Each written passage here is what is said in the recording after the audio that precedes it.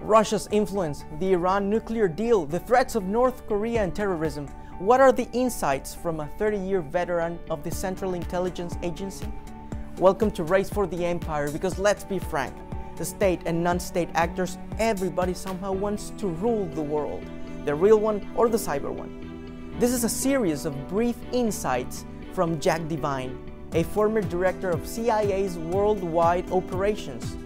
In his book, Good Hunting, an American spy master's memoir, you can learn about his experiences fighting the Russians during the Cold War, staring down dictators and taking out drug kingpins. Jack is currently the president of the Arkin Group, a risk and intelligence consultancy firm in New York. Besides being a keynote speaker, he's often invited by TV and radio anchors to share his opinion on geopolitics and international affairs. And I have the good fortune of knowing Jack. Jack, we are here in New York just days after the terrorist attack on the West Side Highway, the first terrorist attack in New York since 9/11 and reportedly ISIS-inspired. Is terrorism back on the rise? On the one hand, if we look at the Middle East, the concept of a caliphate was a very ephemeral idea. It only lasted several months. And basically the idea of an Islamic fundamentalist extremist state threatening the rest of the world is dead, just flat dead.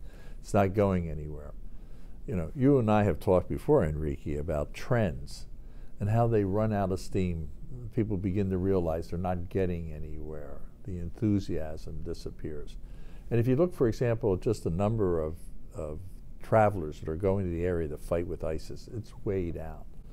They're on the losing side of the curve. We've seen terrorism before, and I think we're seeing it decrease. Certainly as a nation-state threat, it's over.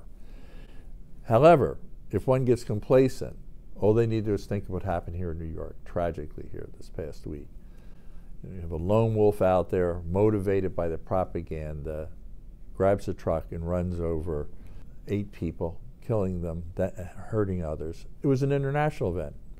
Most of the dead are our fellow citizens from around the world, from Argentina and Belgium. So the possibility for continuing terrorism as they shrink and get desperate to get the profile and air and oxygen back in, the terrorism threat for us here in the United States and in Europe and selected places around the world actually may spike. So there's a contradiction in it.